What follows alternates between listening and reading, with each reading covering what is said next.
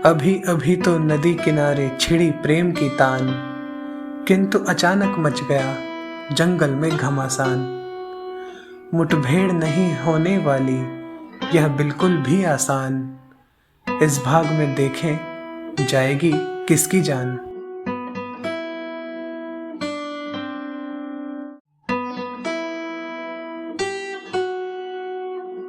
Can I hold your hand, एक खूबसूरत एहसास, कोमल अग्रवाल की कलम से निकला उपन्यास।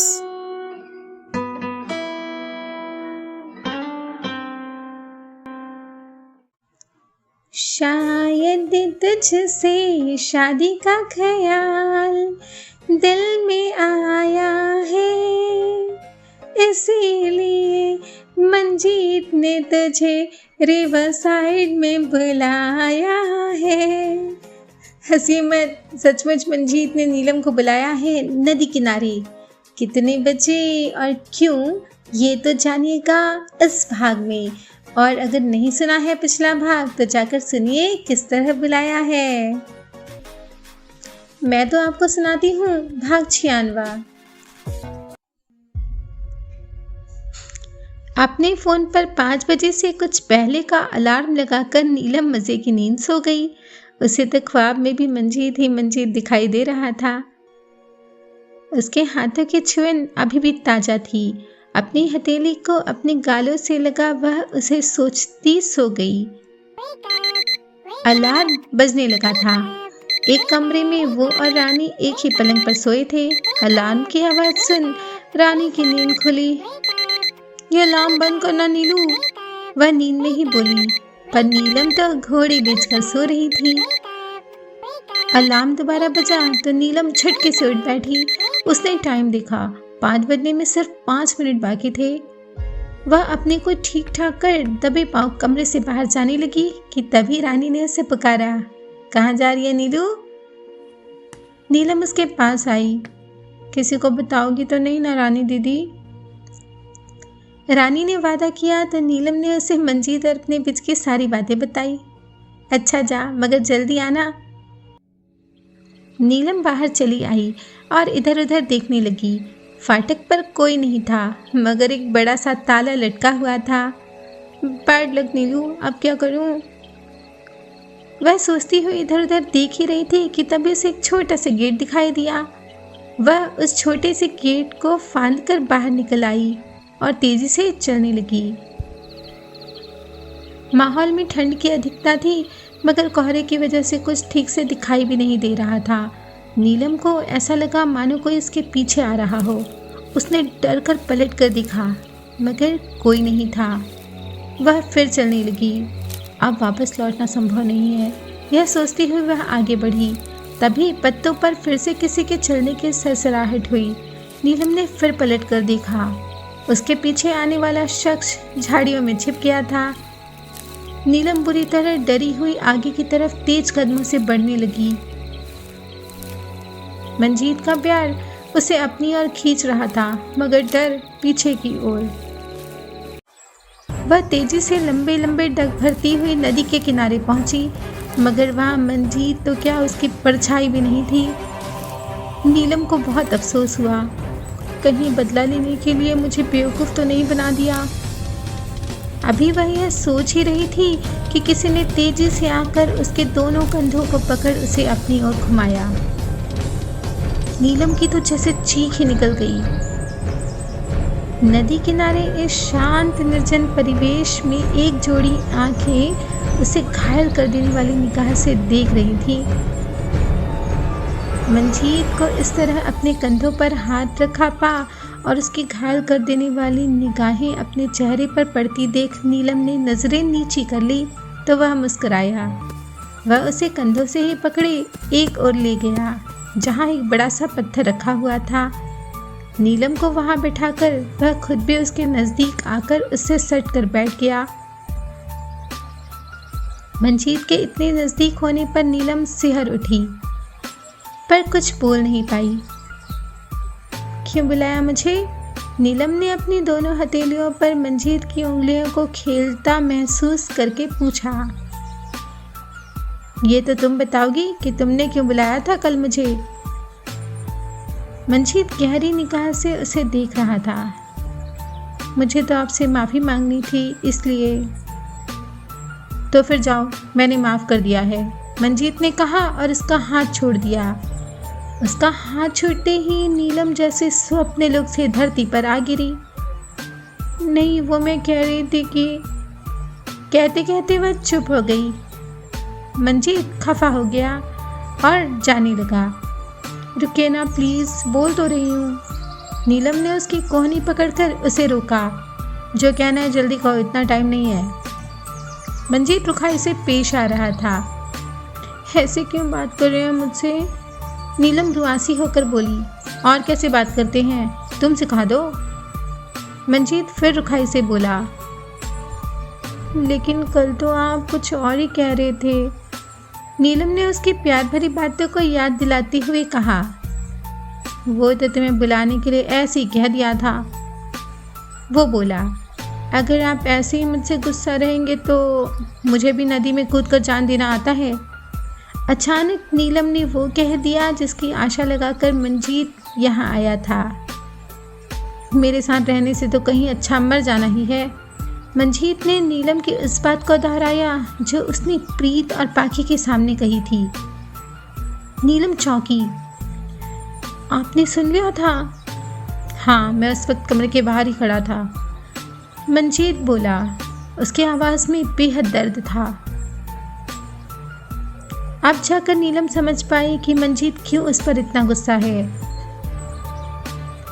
वो मेरी भूल थी, मुझे माफ़ कर दीजिए। नीलम ने क्षमा प्रार्थना की।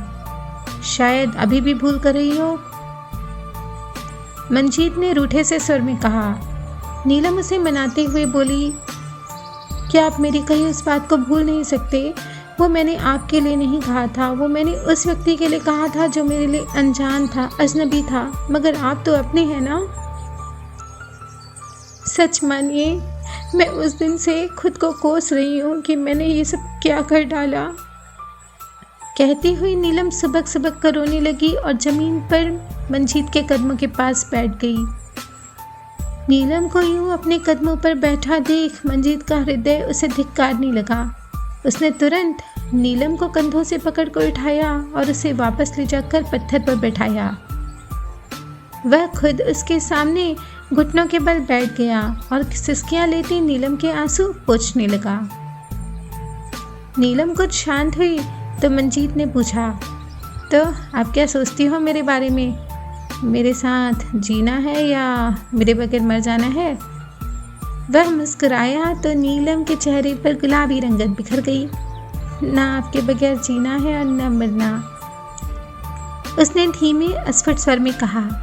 मंजीत ने उसके चेहरे को अपने हाथों में थाम लिया। मेरी तरफ देखो नीलू।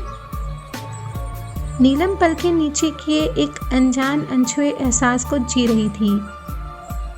उसने पलकें उठाई और मंजीत की आंखों में देखा। दोनों सुध-बुध खोए एक दूसरे को अपलक देख रहे थे। मंजीत उसके और नज़दीक आने लगा था। नीलम की सांसें तेज होने लगी। उसका दिल तेजी से धड़क रहा था।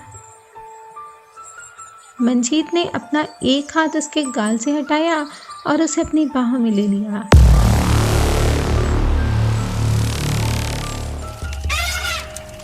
तभी माहौल में एक तीव्र गूंज सुनाई पड़ी। दोनों का दिल उस आवाज़ को सुनकर दहल उठा। ये कैसी आवाज़ है? नीलम बुरी तरह डर गई और उसकी बाहों में सिमट गई।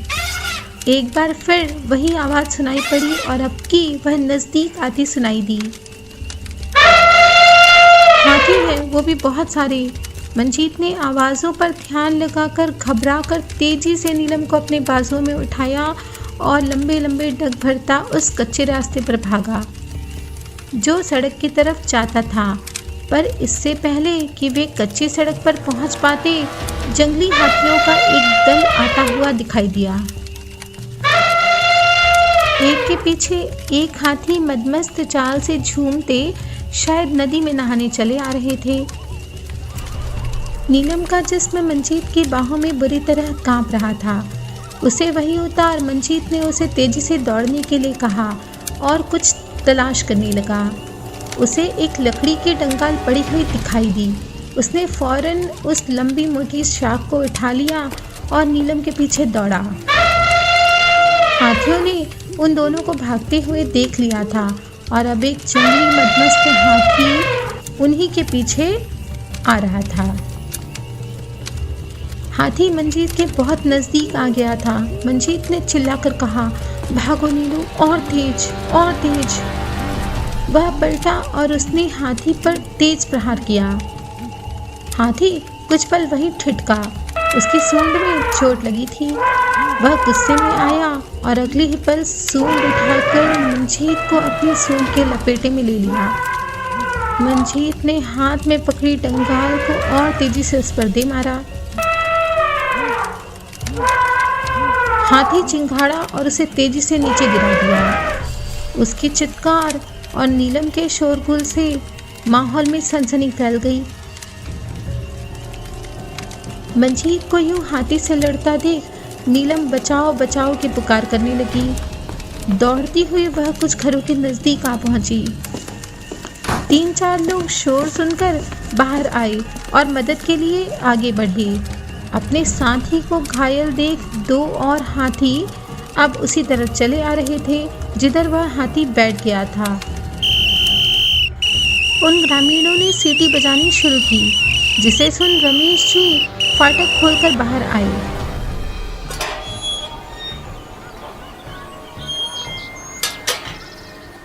फाटक पर पहुंचकर उन्होंने गार्ड को सचेत किया और सिंघाल यह शोर सुनकर दयाल के साथ बाहर आया।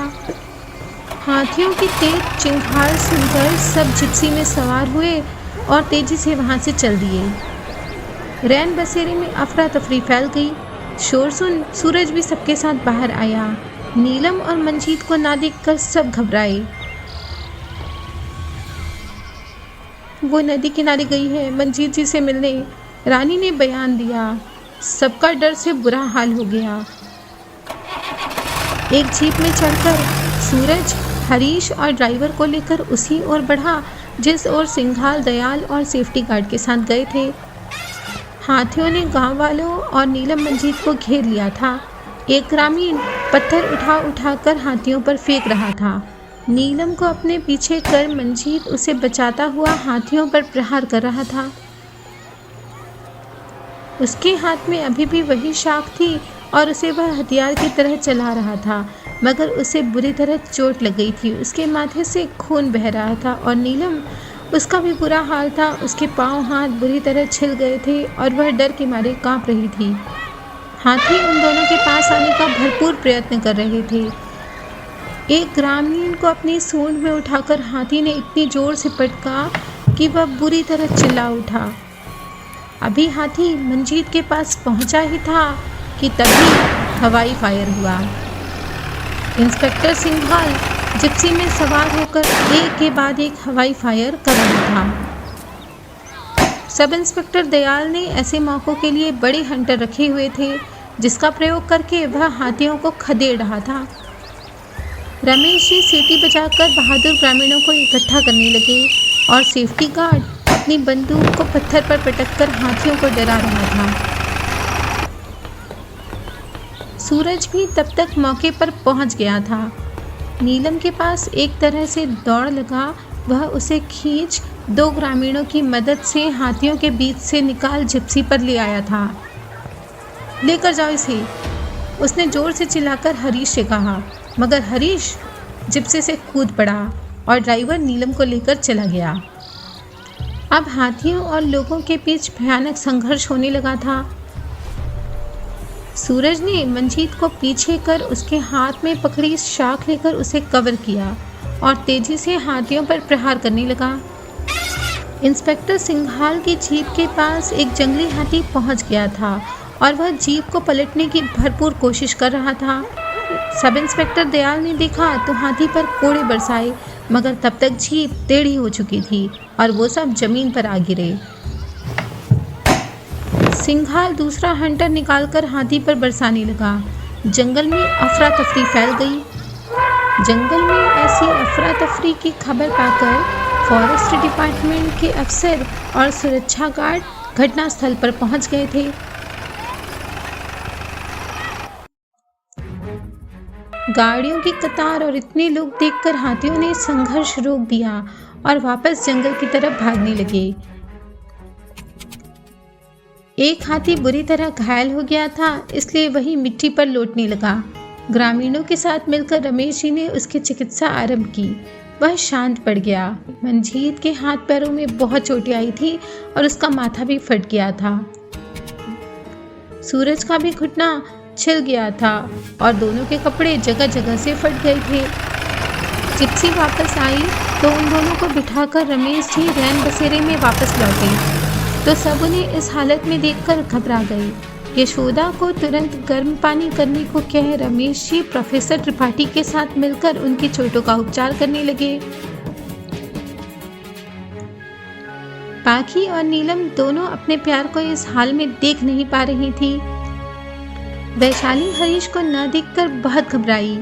तभी inspector Singhal, sub inspector Dayal और हरीश के साथ हाथों में गन थामे विजयी मुस्कान बिखेरता हुआ अंदर दाखिल हुआ। शाबाश मेरे शेरों, उसने मंजीत और सूरज को गर्व से देखा और सभी को पूरी घटना विस्तार से सुनाई। पर आप दोनों वहां कर क्या रहे थे? उसने मंजीत और नीलम से पूछा। अब संकट की घड़ी आन पड़ी थी। नीलम से तो कुछ बोलते ही नहीं बन रहा था। उसके पांव में पत्थरों के टकराने से जगह जगह चोट लगी थी। उसके हाथ भी बुरी तरह छिल गए थे। रानी उन पर दवा लगा रही थी। प्यार का इजहार करने गए थे अपनी हीरोइन से मंजीत जी, हरीश ने मजाक किया। तो क्या ये सुबह वहां फूल चुनने गई थी? सिंघाल ने नीलम की तरफ देखते हुए बचकाना सा सवाल किया। नीलम खामोश, शर्म से गड़ी जा रही थी। रानी उसे यूं देखकर बोली, लगता है इंस्पेक्टर साहब के सीने में दिल नहीं है। दिल न होता तो हीरो हीरोइन को बचाने मौके पर कैसे पहुंच जाते? सिंघाल भी झट से बोला। लड़कियों में कानाफूसी होने लगी तो हरीश ने पूछा, वो नदी किनारे कोई गाना वाना हुआ कि नहीं हुआ मंजीत जी? वो फिल्मों में गाते हैं ना, वैसा वाला, ये रातें ये मौसम। अरे नहीं नहीं, ये हाथी ये मौसम, नदी का किनारा ये चंचल हवा। सब उसके इस गाने पर लोटपोट हो गए और मंजीत ने प्यार भरी निगाहों से नीलम को देखा जो उसकी तरफ ही कनखियों से देख रही थी।